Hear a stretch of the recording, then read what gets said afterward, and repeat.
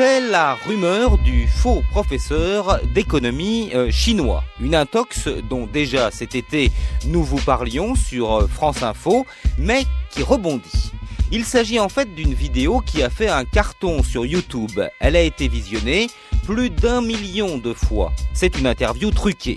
Le soi-disant expert chinois qui s'exprime parle en réalité de l'exposition universelle de Shanghai, mais un petit malin a collé sur les images une fausse traduction et cela donne ceci. La société européenne actuelle est en train de s'autodétruire. Leur modèle social demande beaucoup trop d'argent.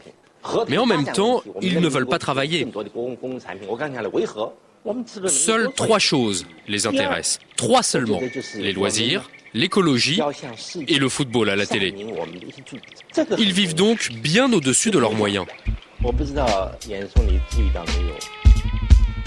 Cet été, après que le Quai d'Orsay ait été alerté, la supercherie a été vantée. C'est un farouche partisan de l'économie libérale qui s'est ainsi amusé.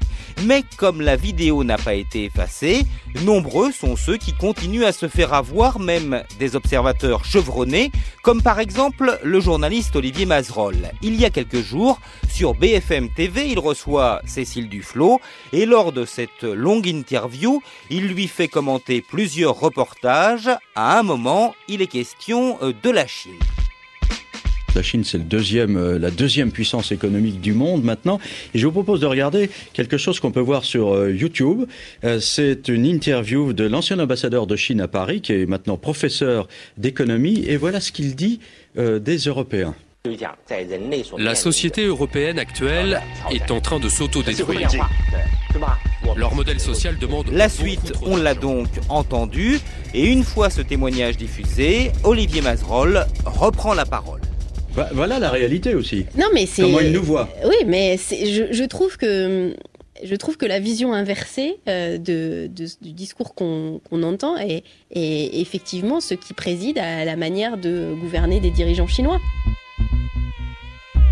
Voilà, explication embarrassée de Cécile Duflot, qui ne sait pas trop comment réagir suite à l'intervention de ce professeur d'économie, un professeur donc bidon.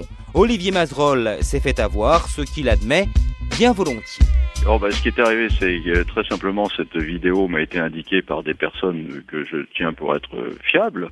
Ensuite, je reconnais qu'elle m'est apparue vraisemblable dans la mesure où cet ancien ambassadeur de Chine à Paris tenait des propos dont les confrères que je connais et qui sont en Chine me disent qu'ils traduisent ce que disent les Chinois dans l'analyse qu'ils font de la situation de l'Europe.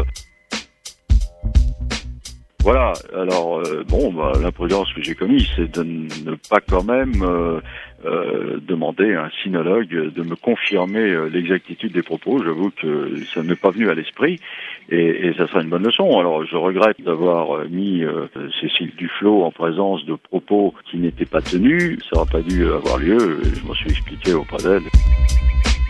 Ça montre quand même que tout ce qui circule comme ça sur Internet avec tous ces vidéos, tous ces témoignages, parfois c'est quand même très suspect. Comme on dit, chat échaudé craint l'eau froide et désormais, je peux vous garantir que chaque fois qu'on montrera une vidéo tenue dans une langue que je ne connais pas, je demanderai à quelqu'un de m'en faire la traduction très précisément, de m'en confirmer directement la traduction. Demain, dans sa prochaine émission, Olivier Mazerolle a prévu de s'expliquer face aux spectateurs. Ne lui jetons pas la pierre, bien d'autres auraient sans doute pu aussi se faire abuser. Cette histoire, en fait, pose tout le problème de ces fausses infos qui circulent sur le net, qui parfois sont démenties, mais qui continuent pourtant indéfiniment de circuler encore et encore. 2010年就在这个月，经济学家吴敬琏就将迎来他的80岁的生日。外交、经济、外贸、